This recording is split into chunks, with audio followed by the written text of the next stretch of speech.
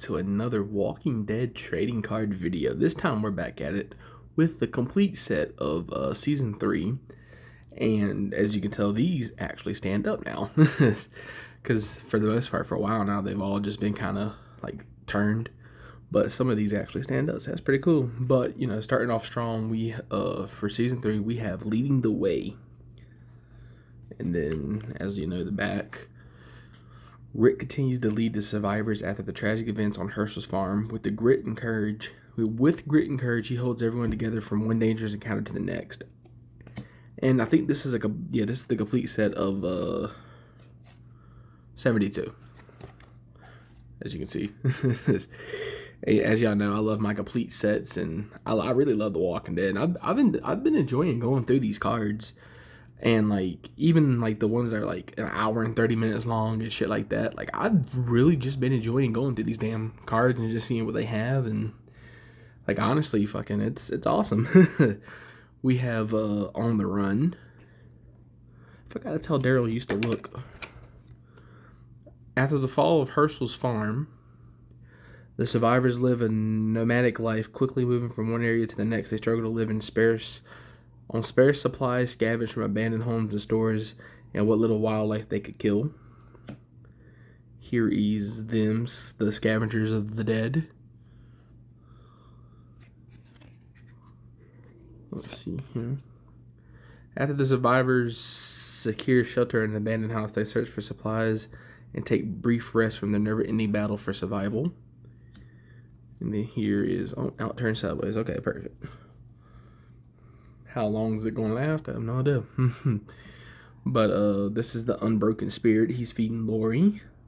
What was that? That was peanut butter, wasn't it? Yeah, this is when Carl finds that damn dog food, and Rick's like, nah, we ain't eating no damn dog food today.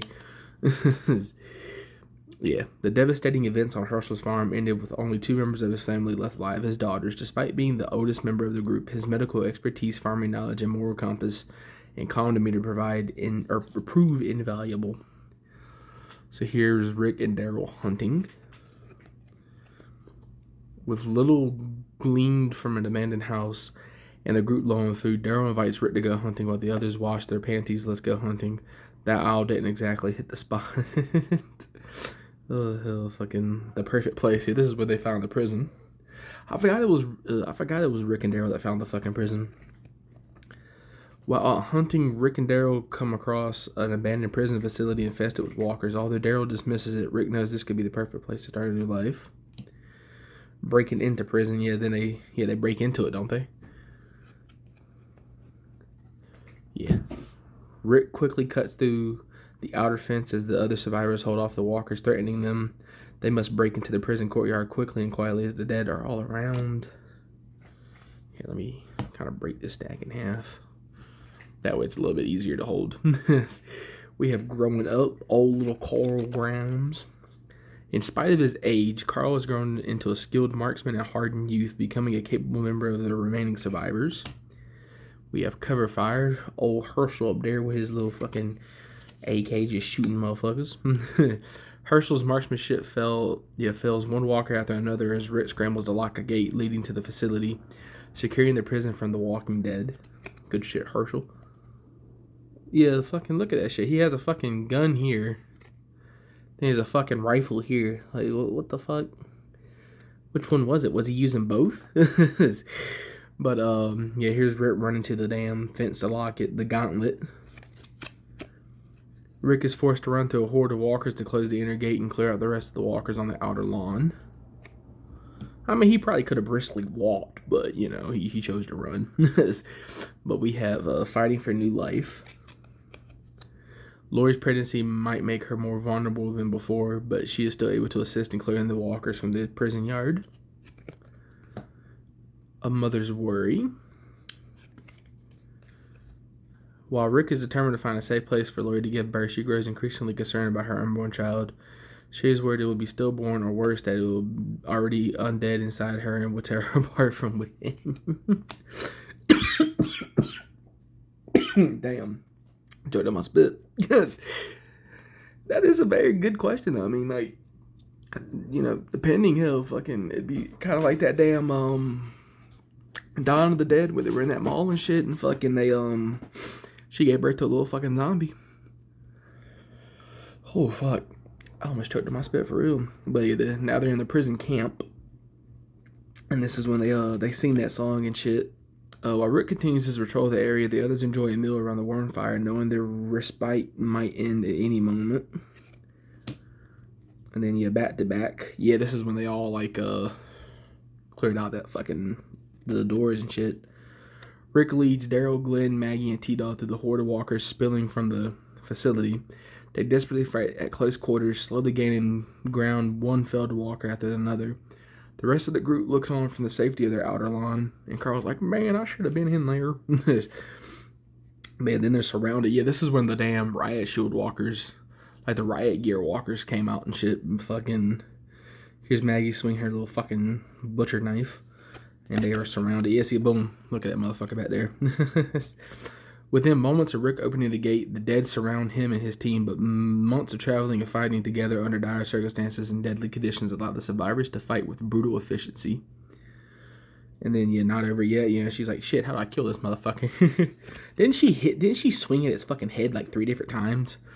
And then, they had to, pick up its mask and stab it.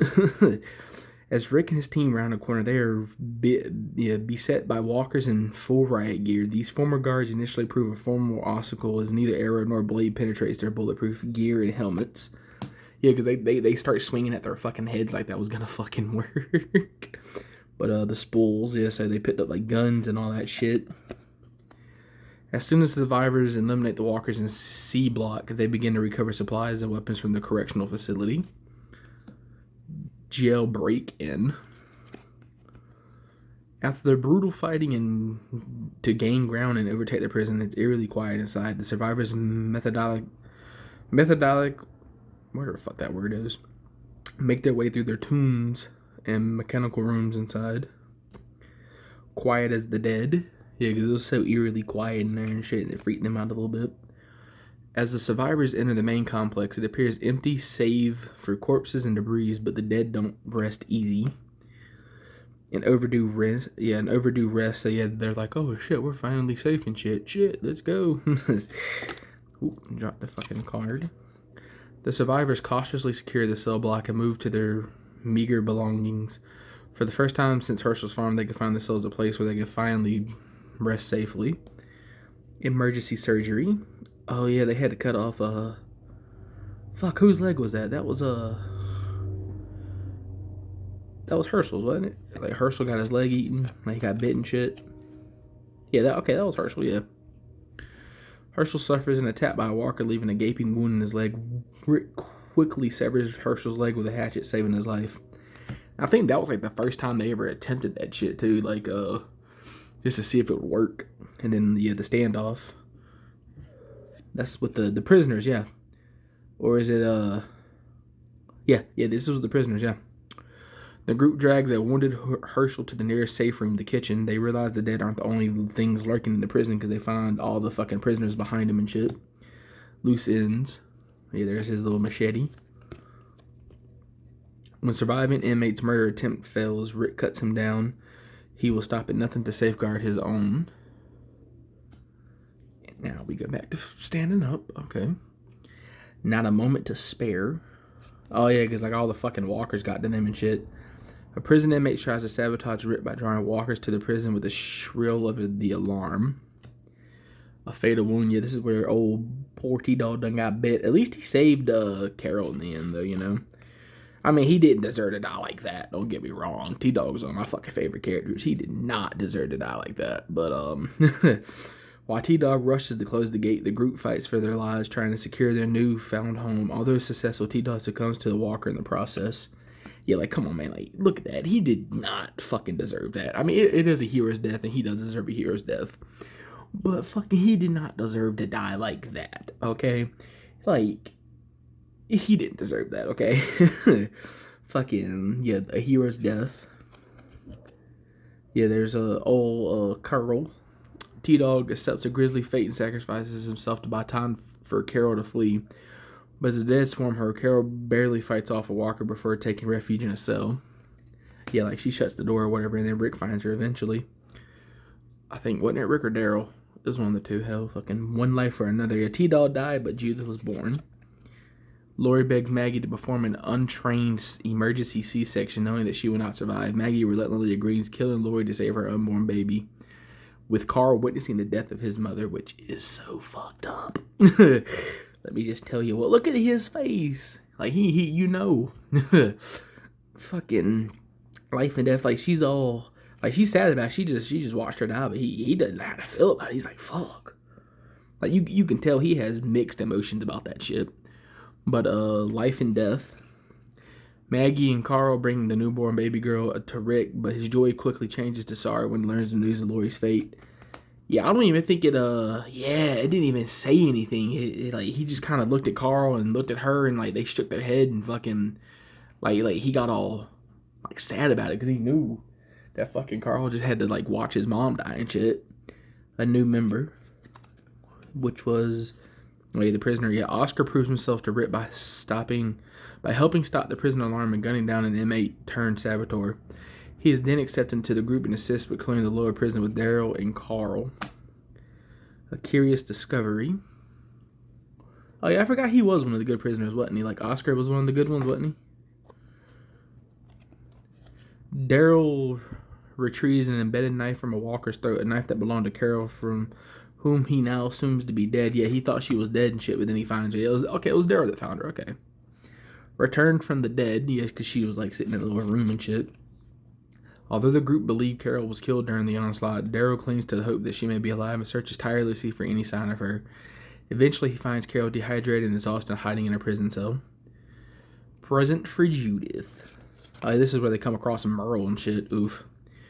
Glenn and Maggie elect to go on a run for supplies, looking to find a formula for the baby in an effort to retain some humanity in the apocalyptic world.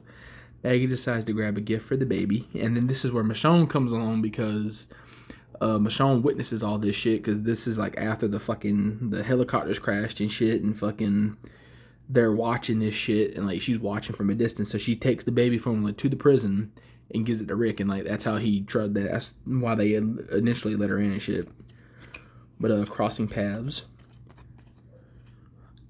As Glenn and Maggie prepare to return to the prison baby formula, they stumble across a violent figure from the past. Old Merle boy. Too late. Yeah, Michonne was too late to stop him and shit. Glenn and Maggie hesitate to shoot another living survivor, allowing Merle time to turn the tables on them and take them at gunpoint. Michonne witnesses the exchange between Merle and the two strangers from a safe distance. Newcomer, yes, this is when she brought all the fucking formula and shit, and she's standing outside the gate and shit, and fucking Rick was like, what the fuck? Wounded and covered with gore, Michonne stumbles across the prison and baby supplies left behind when Glenn and Maggie were taken hostage. The surrounding walkers take her as one of their own. And then here she is, having to decide, does she want to join or not? Seeing a bloody katana-wielding stranger through the fence, Rick tries to determine who she is, and is she friend or foe or another walker. And he made the decision to let her in, if I'm correct. Well, I mean, obviously he let her in, but, fucking making a decision. As the walkers threaten Michonne, Carl forces Rick's hand and opens fire on them, saving the mysterious stranger's life as the walkers close in. Oh, yeah, it was Carl that pretty much saved her fucking life. Because Rick was gonna fucking kind of let her die. Oh, yeah. I forgot. Hell, look at that, man. Carl's the fucking OG, man. Fucking hell. Trapped. Oh, yeah, this is the group finds themselves trapped in a ramshackle house occupied by a crazed survivor. In this world, not only the walkers the enemy, but many humans are as well. Rick is forced to defend against the stranger. They use his body to distract the walkers and to make a quick escape out the bank. Or out the back, not the bank. But this is when they soon come across Morgan, don't they? Close shave. Yeah, this is where they beat the shit out of Glenn and all that shit. After taking him hostage, Merle brutalizes Glenn, beating and tormenting him to attain the location of his brother Daryl and the other survivors. Force fed. Oh yeah, they tried to fucking feed him to walkers and shit, and he lived. Merle tortures Glenn, then locks him in a room with a hungry walker, barely keeping himself from the creature's deadly teeth. Rescue mission. Here's old Michonne sneaking in. Michonne leads the survivors to Woodbury, where she is sure Glenn and Maggie are being held captive. Since the living can be as deadly as walkers, Rick is worried that she is leading them into a trap. Yeah, because Rick thought she was leading them into a trap, but they wasn't. And then here's Glenn and Maggie, broken but together. After Maggie tells the governor where her group is hiding, she and Glenn are left in despair, thinking. Quickly, Glenn tears the arm off the fallen walker to make a weapon from its bone. Getting out. Yeah, he had like, what was that, fucking flashbangs and shit. After Glenn and Maggie are rescued, Rick leads a hasty retreat out of the Woodbury under heavy gunfire. And this is when Michonne cuts him, wasn't it? Like, cuts his fucking eye out and shit. No one gets left behind. Rick, Glenn, and Maggie sneak back into Woodbury to rescue Daryl, who is taken hostage. Maggie offers cover fire as Daryl and Merle fade into the billowing smoke. Brothers again, Rick and old Daryl. Despite Rick's mistrust, Merle escapes with them and after being declared a traitor of the governor. A quick plan. Oh yeah, he was a pretty good prisoner too. He was like actually one of the only good ones. What was his name though? Fucking Billy, what? No, Willie? No. Was it Willie? Axel. Axel was his fucking name, okay. I don't know why the fuck I thought Willie and Billy for a minute, but fucking, yeah, here's their quick plan. Anticipating a attack from Woodbury, the survivors plan to assess defense strategies. Then you have enemies at the gate. Here's old Michonne. The governor's devotees unleashed a group of walkers from the delivery truck used to break down the barricades of the prison. Who to trust? As the others keep watch, Rick forces Andrea to the ground, unsure if she's a friend or another trap from Woodbury. Oh yeah, because since she was at Woodbury and she realized that Rick and them were alive, he didn't know if he should trust her or not because she'd been with them and shit. Parting ways, and she leaves him and shit, doesn't she? Andrea comes to warn those in the prison about another attack planned by the governor. They watch Andrea leave, hoping she can convince the governor to cease hostilities. If not, Rick and the group are ready for war. Not clear. Yeah. Oh, yeah. This is where he finds Morgan. I think, yeah. While scavenging for ammo, weapons, and food, Rick, Michonne, and Carl stumble upon a street filled with traps. Yeah, this is where they find Morgan. Okay. Quick draw. And then Morgan's like happy that Carl's alive and shit. A mysterious gunman traps Rick, Michonne, and Carl with a barrage of gunfire. Carl steps from the side and drops the man with a close shot to the ribs. Oh yeah, I forgot Carl's the one that fucking shot him. Carl's a fucking OG, and let me just tell you, fucking, I forgot so much shit about Carl. Look how he's holding that goddamn gun there. He waiting for that motherfucker to move. He about to pop his ass. I forgot how much fucking Kid Carl straight up did not give a fuck. Like he didn't he shoot that fucking like that guy from Woodbury or whatever? Like he killed that one motherfucker in the woods or whatever. He fucking like Herschel talked to Rick about that because Herschel was concerned that because fucking it was Beth, Judith, and Herschel, right? And Carl was guarding them or whatever, and fucking that kid put his gun down and everything, and Carl fucking shot that motherfucker.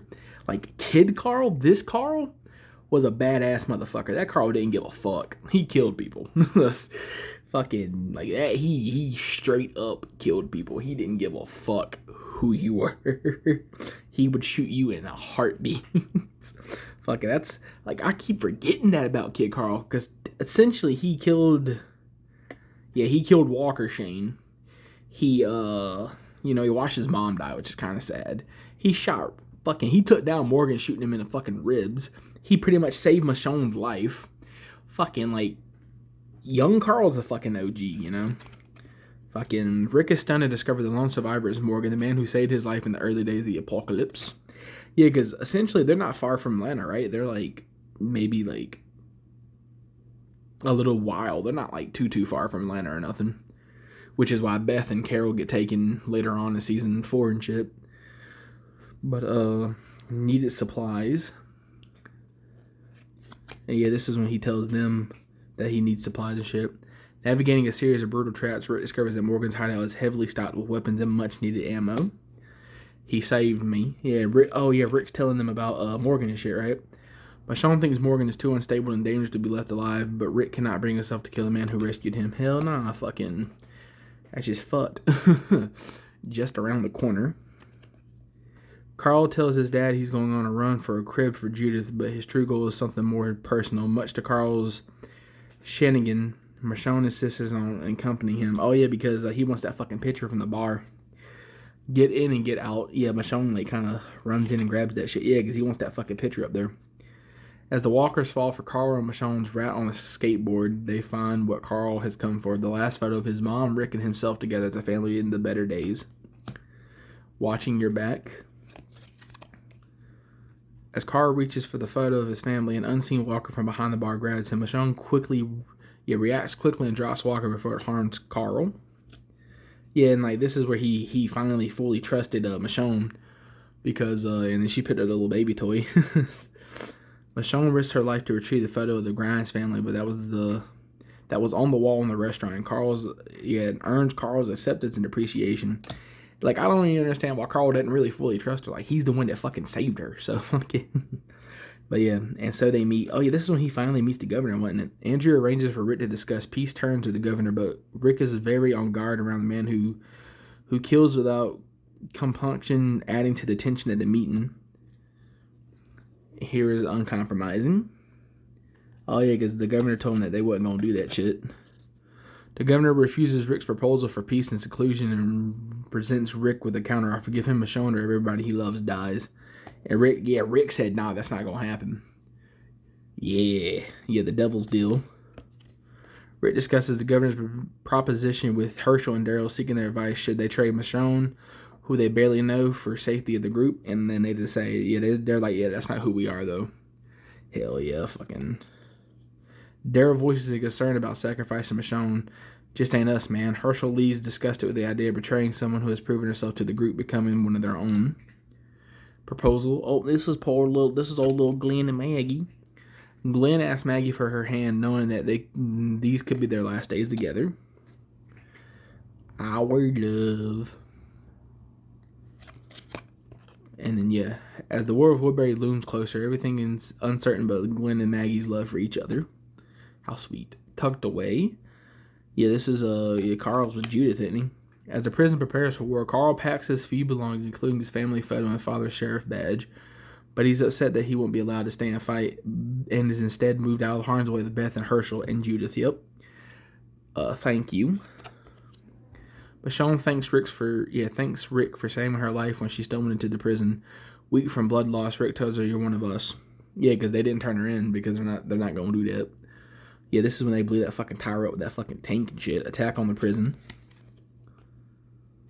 The citizens of Woodbury get convinced by the governor there is no way that the two groups could live together peacefully, leading an attack on the prison. The attack causes major structural damage to the fences, barricades, towers, and leaving the prison open and unsafe. Organized assault.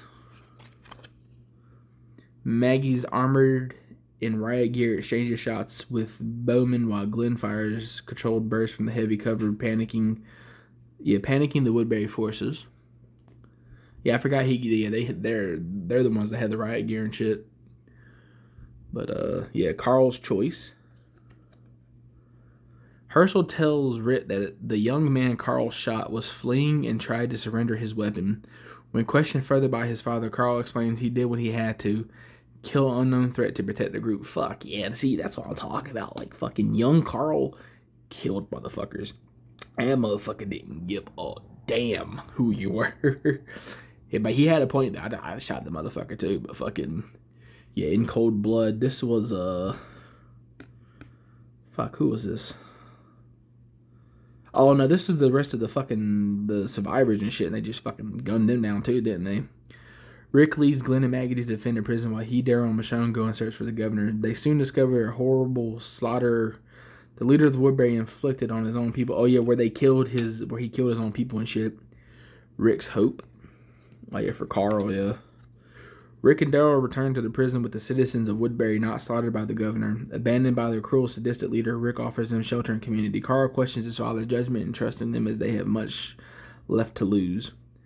And then the final card is the checklist. I forgot how fucking awesome young Carl was, though. But yeah, this has been season 3. So far, we've done the series 2 of the trading cards. We've done season 1, season shit, was it 5 or 4? I don't know. Hell, I got a couple of these that we're gonna do. Like I have season 7 and 6 that I haven't filmed yet. I have the Road to Alexandria that I'm gonna film soon. But yeah, this was season 3. I hope y'all have enjoyed. And yeah, y'all let me know who your favorite Walking Dead character is. And yeah, I hope you enjoyed. Y'all be safe and y'all have fun. I'm gonna catch you on the next one. See you then.